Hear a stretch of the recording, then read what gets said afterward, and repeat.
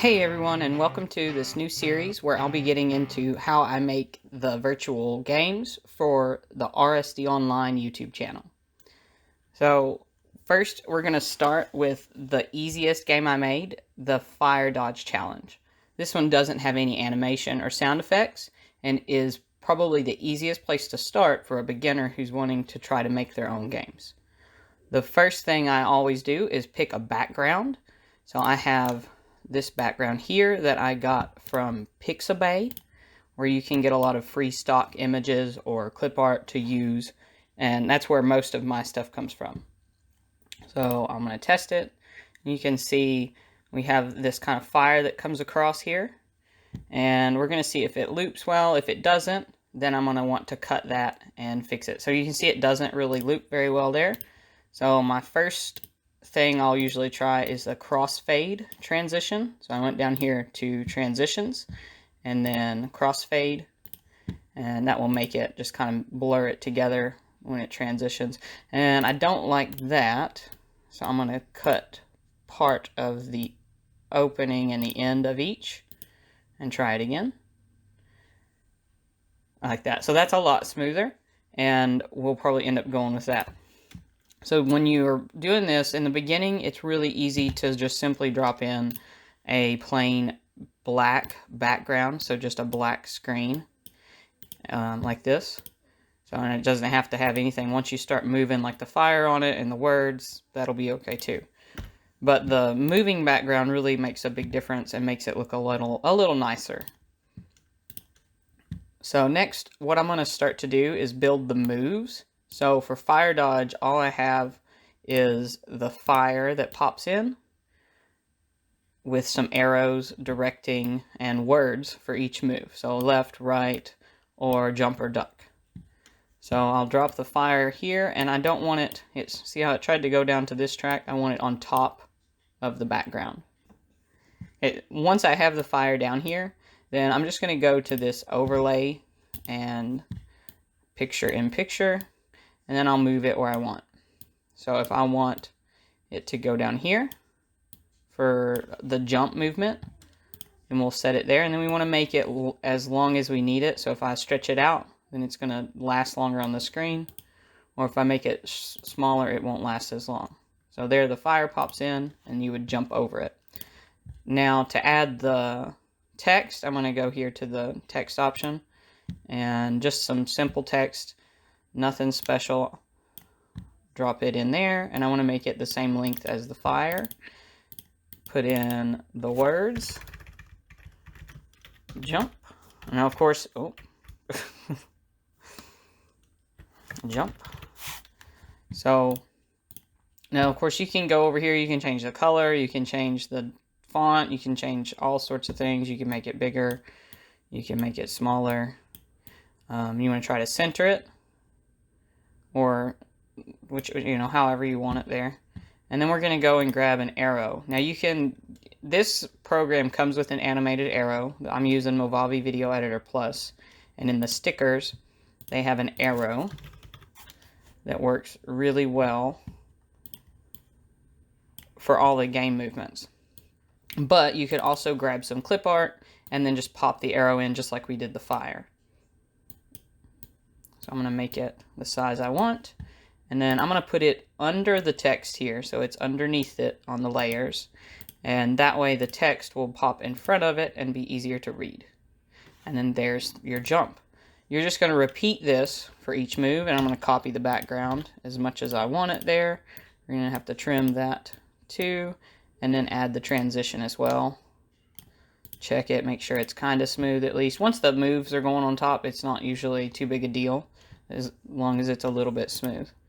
And then from there, we would just copy and then repeat to make the opposite movements. So duck, and then we're going to take the fire and flip it upside down, put it on top. Take the arrow, flip it around, and then move the word a little bit so that it makes sense. There we go. Now, a lot of this, to get it really clean, just takes a lot of adjusting and looking at it and running it and testing it and repeated, just doing it again and again and again. So jump and duck. And then we can do the exact same thing, copy these, and repeat that for left and right.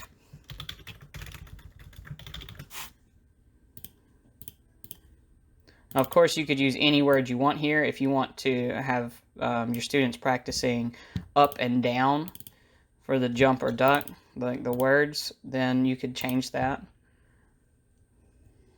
Or if you want to put a dodge here, then that also works. A lot of the later games I don't have left and right, I have dodge. So we're going to put this one, turn it sideways over here, like that. And then same thing.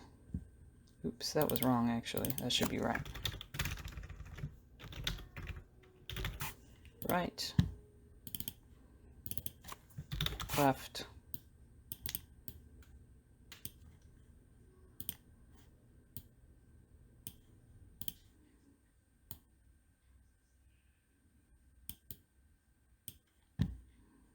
And then I'll move the fire as well for this one.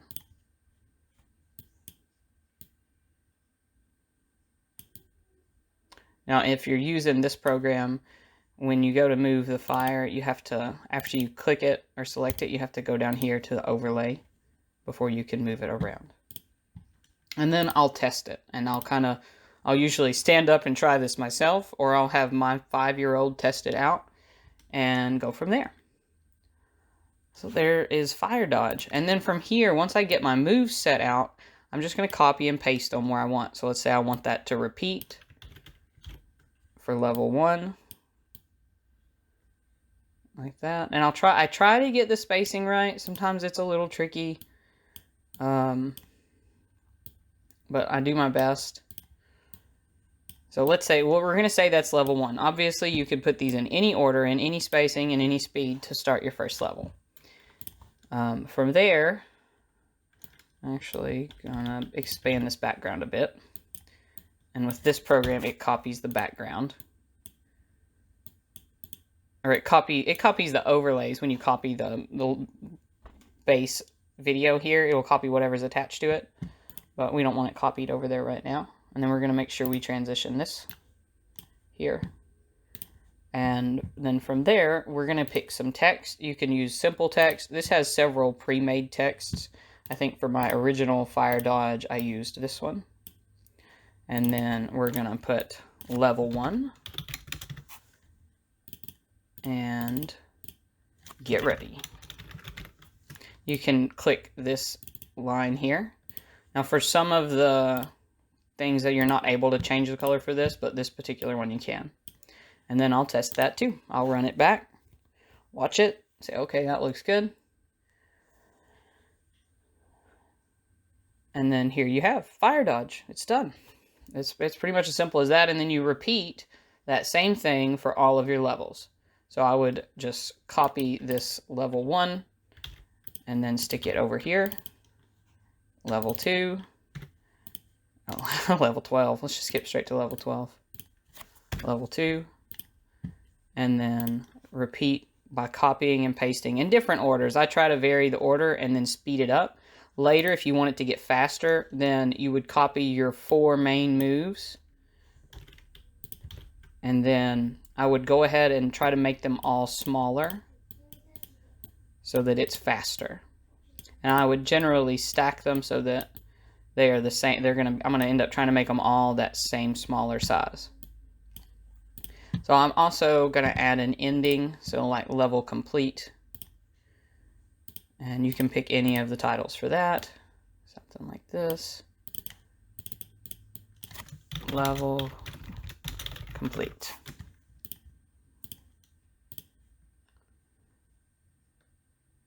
And there we go.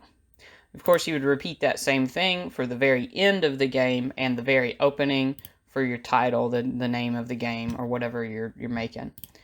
Now, the final thing I usually do is music, which is a little backwards.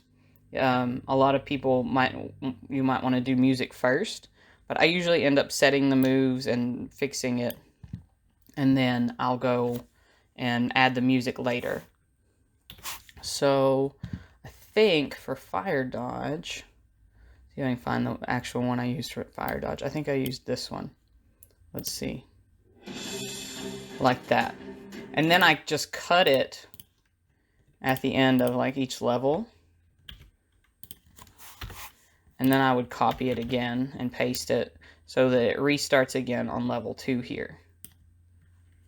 So like that, and that, and then we would drag that back to back there. And then just repeat, keep doing it until you're done. So I would finish all my levels and then cut the music. You can do different things like speeding up the music to make the different levels feel faster.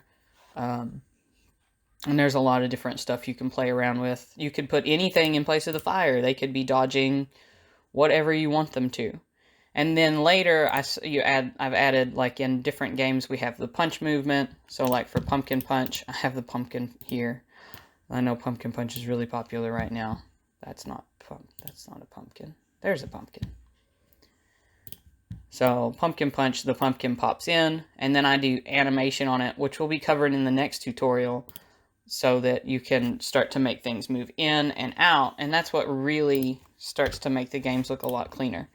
So this is where I started, though, is just making the sets with no just making the different games with no animation, and I think that's probably the best place to start, and then you can add different things in. So sound effects also come later. So if I wanted to add a sound effect, I would have gone ahead and added it back here with the movements. And then that way, when I copy and paste the moves, I would copy that sound effect with it. Sound effects make it a lot more difficult. There's a lot of timing in trying to get those right. So that's something I ended up adding later, and not all games will have the sound effects. I'll be doing another video like this next week with more, like moving up into how I animated the ninjas in the Ninja Forest game, and then how I added the timer for that one. And then after that, we'll continue into sound effects and just all kinds of different things you can do with these games. So I hope that this can help you all to learn to maybe create some games on your own, or be inspired to create something else.